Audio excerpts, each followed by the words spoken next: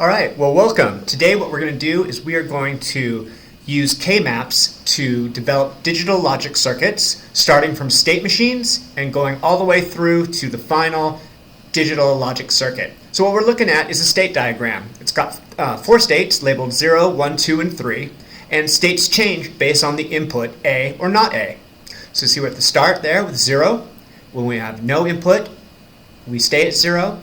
When we have input A, we move on to state 1. And while we are continuing that input of A, we stay in that dummy state basically at 1. And then at not A, we move to 2. Then while we have not A, we stay at 2. And then on input A, we move over to 3. We stay in input 3, another dummy state at A. And then at not A, we go back to the beginning 0. So the first step in this process is we've got to assign gray code values to the states. And that will become apparent, the reason why we do that, in the next step, developing the truth table.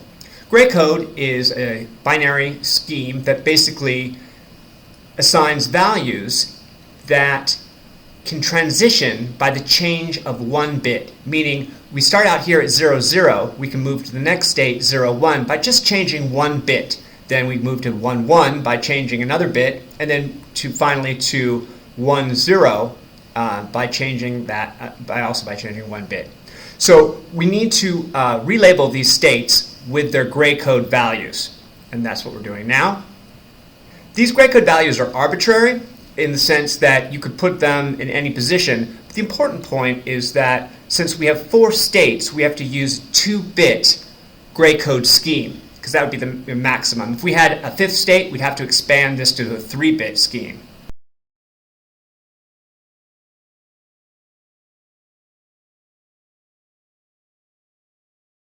All right, now we've got to develop our truth table. And we're going to fill the truth table in by basically looking at the different values from our state diagram.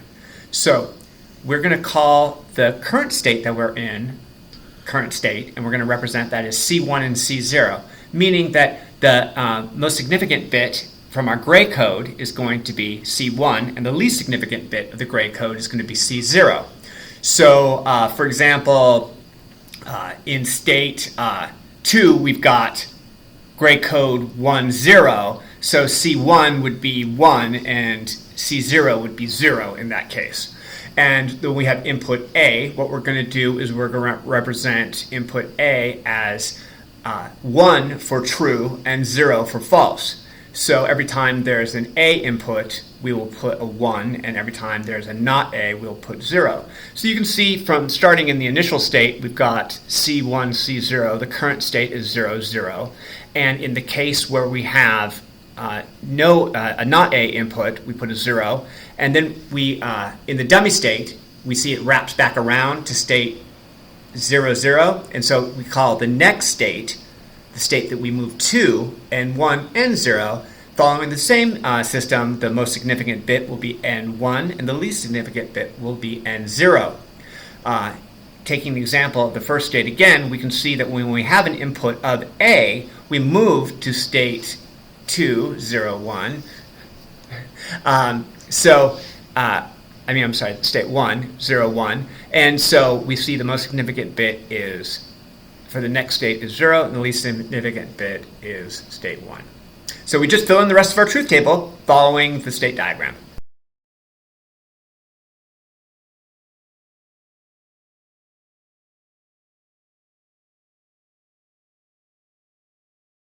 All right, so we're going to do our first K-map. And the way we're going to do that is we're going to do it one variable at a time. And when I say variable, I mean we're talking about the next state variables, N1 and N0. If we had outputs to this state diagram, which we'll see in the next examples, we would also have variables for those outputs. But in this case, we don't have outputs to the states. We just have the actual next state values. So the first one we're going to be doing is N1. And so what you want to do is you want to use our gray code right now. And so it's important to put these values in the correct order. They must be in an order in which only one of the digits changes at a time. So for A, we will be doing a matrix where we have just A down the side of 0, 1 that takes care of itself. For C1 and C0, we're going to be needing to put them in the order of 0, 0, 0, 1, 1, 1, and 1, 0. And that way we guarantee that we're only changing one bit at a time as we move down the matrix. So, all right, once we have our matrix laid out, what we'll be doing is we will be filling in only the squares where we have a 1 in our truth table. This will simplify things and we won't have as much confusion that way because the zeros don't really matter. So we see that in current state 1, 0, at input A, we have a 1 for the value of variable n1.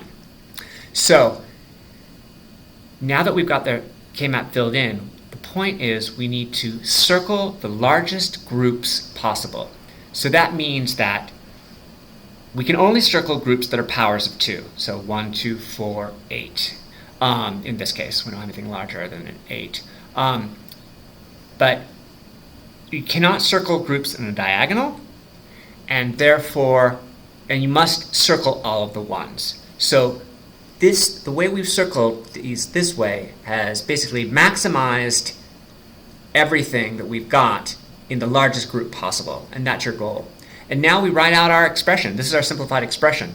What we're doing here is we are reducing this diagram down. And the point is that if you look at the top circled group, the one that is C1, C0, and where C1, C0 is 0, 1, and 1, 1, in this group here, what we see is that we have a constant value for C0. It's 1 in both groups.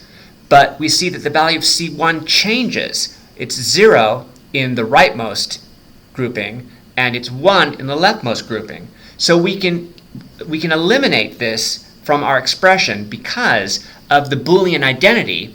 1 times 0, in this case, true and false together, ANDed together is always going, or together is always going to be 1.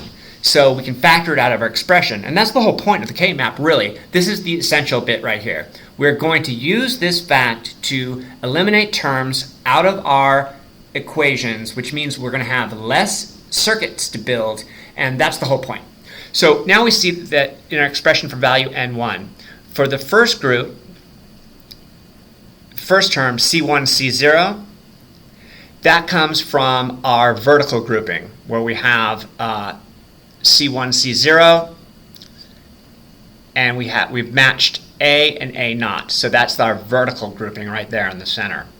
Then for the next expression, C0, A naught, that comes from our topmost horizontal grouping, where we're talking about how we can eliminate that C1 out of that expression. And then for our bottom group, where we've got the changing value of, well, actually our last term, C1A, that comes from the fact that we have C naught is a 1 and a 0 in both instances of that grouping, and so it can be simplified out of the equation. So we're left with the bottom equation, n1 equals C1 C0 plus C0 A naught plus C1A, and that's our simplified expression for variable n1.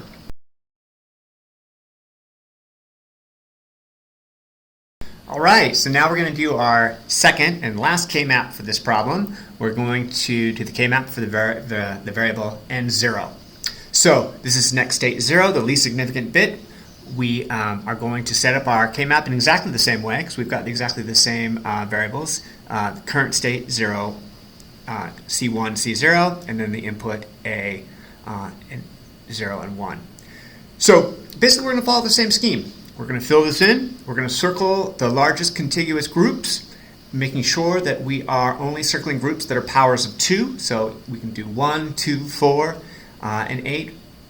In this case, we're only going to have, we cannot do diagonals, but they can wrap around. That's an important point. Like if you had a 1 in the box C1, C0, A naught, and you had a 1 in box C1, C0, 0, 0, A naught, you could wrap them around and connect those groups. We don't have that in this case, but this pattern looks a lot like the one from the last time, just shifted over a little bit. And we're going to go ahead and write out this expression, taking advantage of the fact that we can remove terms that appear, opposite terms that appear in the same grouping could be simplified out. And here we have our expression. N1 is C1 not A plus C1 not C0 plus C0 A naught. And there we go.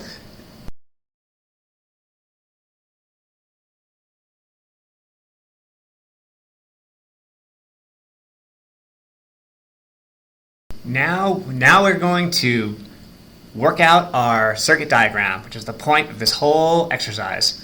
So here we are going to do a product of sums expression where for every time we've got terms multiplied together, they're going to be in the same AND gate. And every time they're added together, we're going to connect them with an OR gate. So we're going to have 3 AND gates, each with 2 inputs, and then we will have 1 OR gate with 3 inputs that connects them all.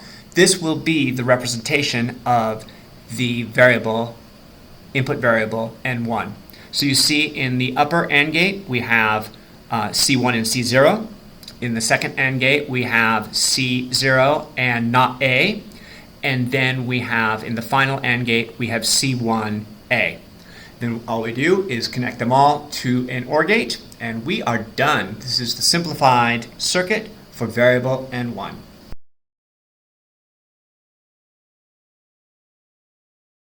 All right, this is the final variable for this circuit. It is the input variable for the next state, 0. And here is the product of sums expression that we calculated from our K-map. We've got, again, 3 terms, so we're going to need 3 AND gates and 1 OR gate. The AND gates will each have 2 inputs because each of the terms has 2 inputs, and the OR gate will have 3 inputs because there are 3 terms to connect. We have got, in the first AND gate, not C1, so C1 inverted. That's what that little circle into that AND gate represents.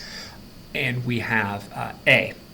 So then in the second term, we have input not C1, C0. Again, we've got an inverter on C1. And then in the final term, we have got not C0 and not A. And then again, we see the inverter on the not A.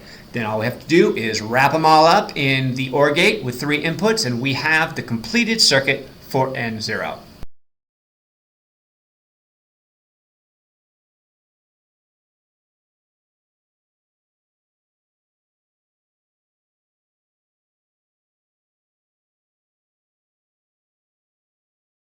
All right, now you survived the first example. We're moving on to the second example. This state machine has outputs, so that will be the difference in this scenario. Again, we have our gray-coded states, 0, 0, 0, 1, and 1, 0. We have inputs value A and not A. And in each of the states, we've got an output.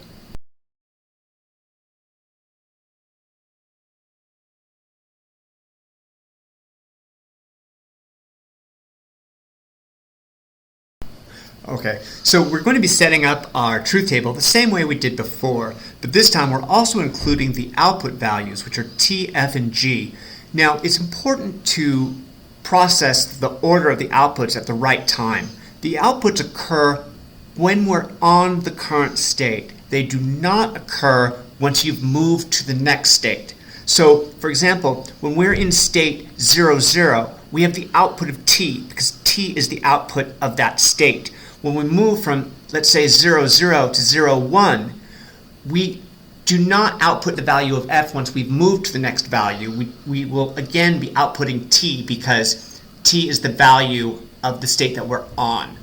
So we fill in our truth table, basically based on our current state, next state scheme, and we include the outputs of the current state at that time by placing a 1 when we have that output, and we don't include the zeros because that just gets confusing. All right.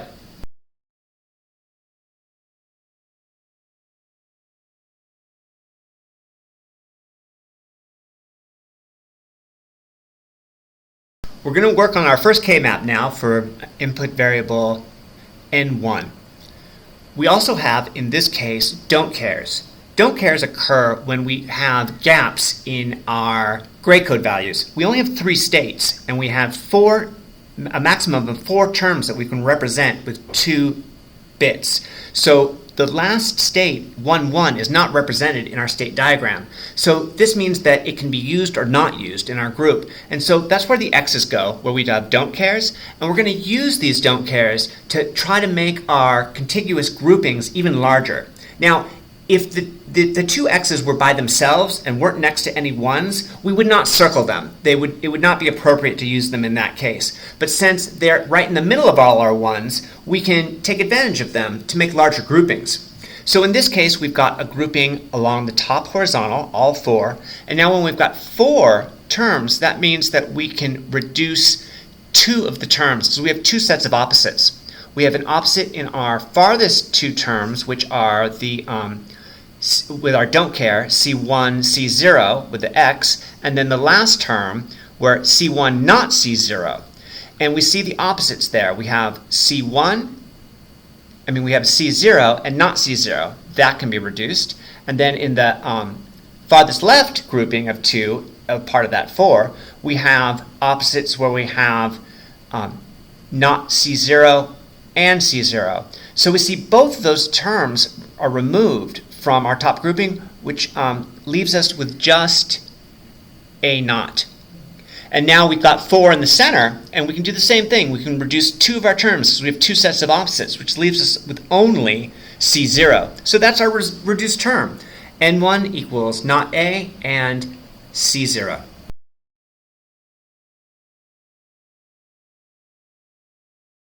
Now we're going to work on our next K-map, which is going to be for the variable N0. In this case, it's kind of the opposite to the last case. Instead of all those groupings we had last time that we could take advantage of, this is kind of like our worst case scenario. We've only got 1, 1 way in the corner over there by itself. We do have 2 don't cares, but see, in this case, they're not next to any of the 1's, so we can't use them. So we circle the 1, because that's our largest power of 2, and we can't reduce anything from it. So we just get the regular expression of not C1, not C0, A.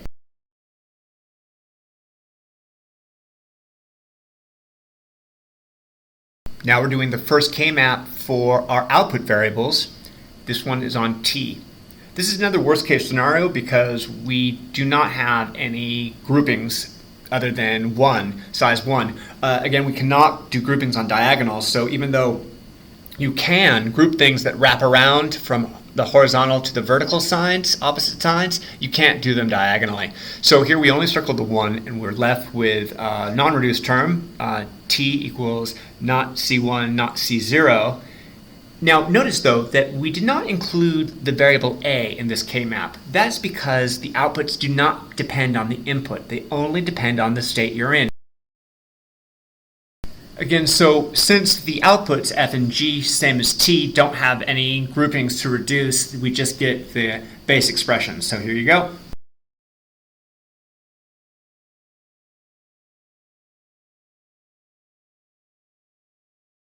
Now we're ready to put all of our hard work into practice and draw out the digital logic circuits for N0 and N1.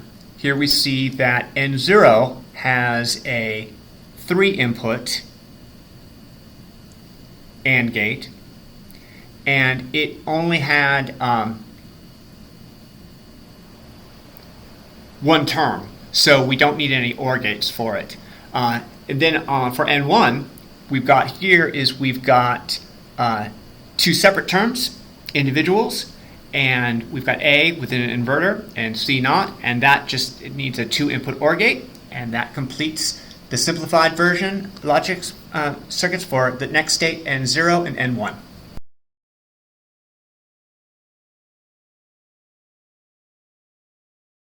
Now what we need to do is to write out the logic circuits for the outputs, which are T, F, and G, and we see that they're not really simplified, but they're not complex anyways to begin with, so they're pretty straightforward. On T we have inverted C1 and C0, so not C1 and not C0 going into a single AND gate. The pattern follows along with F and G, where we've got C1 and not C0 with one AND gate providing F, and then G we get not C1 and C0 with its own AND gate giving us G.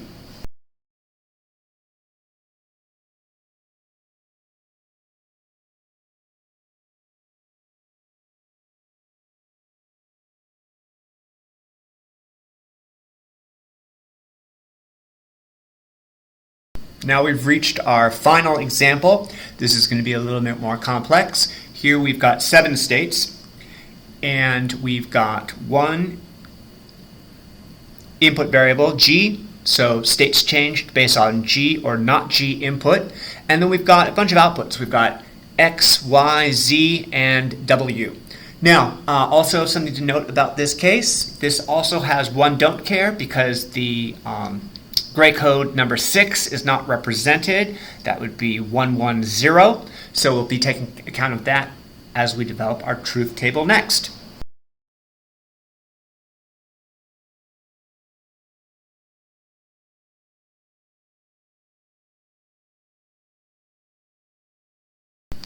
Here's our truth table we're setting up now.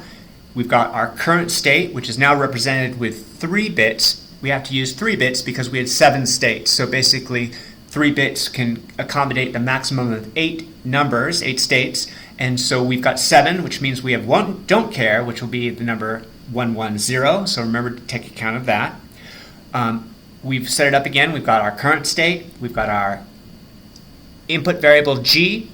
And then we've got our next state values, most significant bit N2, then N1 and N0. We've got 4 outputs. We've got X, Y, Z, and W. We're only going to put 1s in for the output where they exist. That way, it keeps our table a little bit leaner and cleaner. We go ahead and we fill it in, and there you go.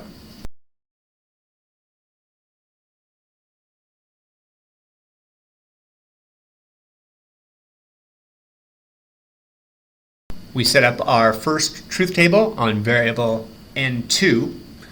We see that we've got 2 groupings.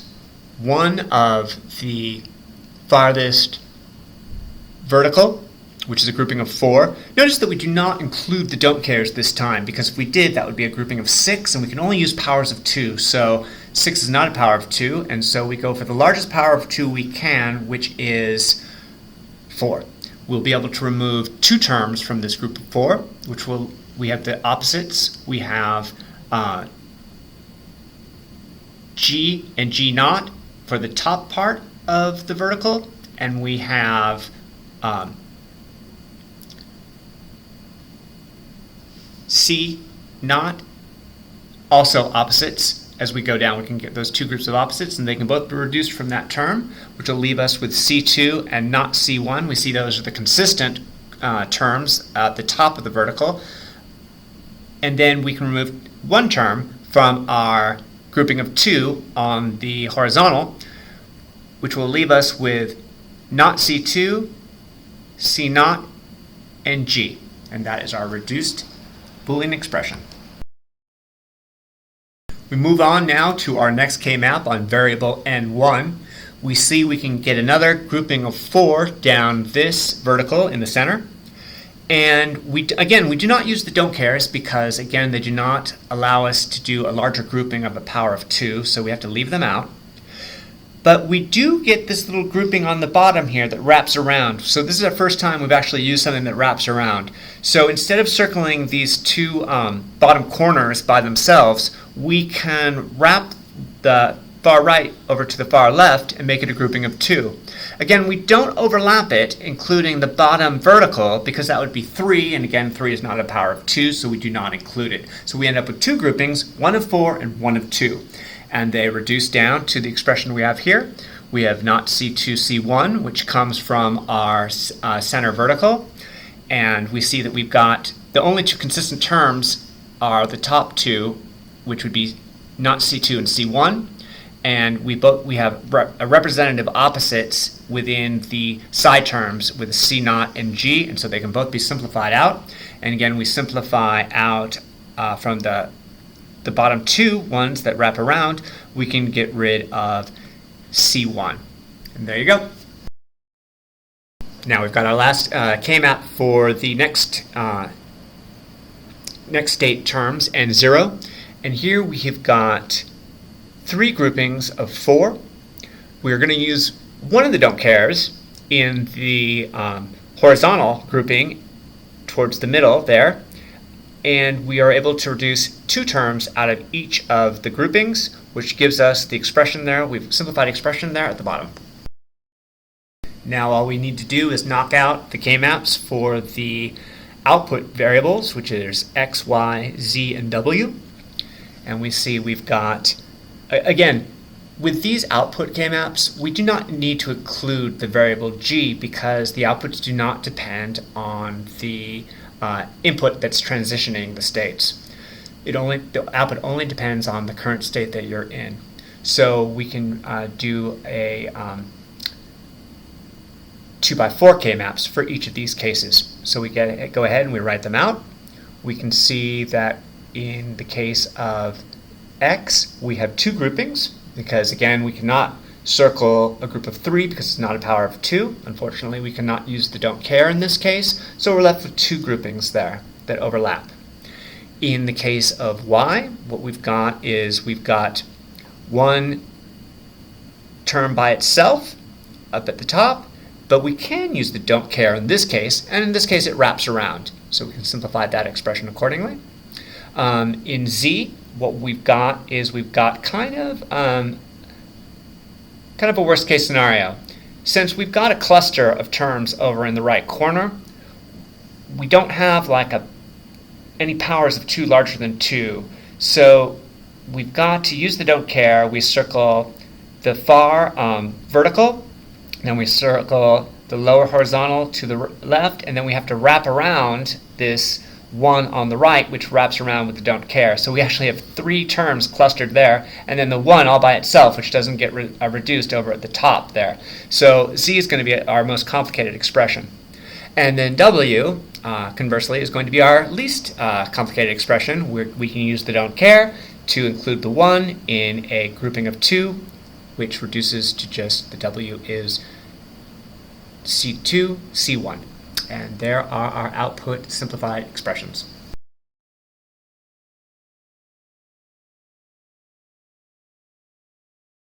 Now we're ready to do the digital logic circuits for our reduced expressions. Here is the logic circuit on variable n1. We've got 3 terms where we've got 3 AND gates, and we'll have 1 OR gate with 3 inputs. Each of our AND gates has 2 inputs. We have C1, which is C0 inverted, and G for the first one, C2, which is inverted, and C1 for the second one, and C2 with C1 inverted for the third. Next, we use the simplified Boolean expression that we derived from our K-map to plot out the digital logic expression for variable n1. Here we've got 3 terms where we have 3 AND gates. They're again connected with a 3-input OR gate. And we've got C2 inverted C1 in our first AND gate, C2 inverted C0, G inverted for our second AND gate, and then C1 inverted C0, G inverted for our third AND gate. And here's our final next state variable, n2. Here we've only got 2 terms, and we have got a 2-input AND gate with C2 and inverted C1. Then we've got 3 terms in our next AND gate, inverted C2, C0, and G, and they are combined together with a 2-input OR gate, which gives us that expression. Now we're going to write out the digital logic circuits for the output variables. Here we've got X, where we've got 2 AND gates, because we have 2 terms. Both the far to the left are inverted, C2 and C1, and then for the right term, we've got inverted C2 and C0. They're connected with a 2-input OR gate, giving us X. For W, it's very simple. We've just got 1 term, which is C2 and C1 going to 1 AND gate, and that gives us W. Next, we complete the digital logic circuit for output variable Y. We've got 2 terms, so we've got 2 AND gates. First is 2 input with C2 and not C1. The second AND gate on the left side has 3 inputs, inverted C2, C1, and then C0, all going into a 2-input OR gate. And now is our final digital logic circuit for the output variable Z. For those of you who've stuck with this video till the bitter end, here we go. We've got 4 terms. The first AND gate on the far left has 3 inputs, inverted C2, C1, and C0. The second term has a 2-input AND gate with C2 and inverted C0. The second to the last term has a 2-input AND gate with C2 and C1. And the last term on the far right side has a 2-input AND gate with C1 and inverted C0, this time going into a 4-input OR gate, giving us the term for Z.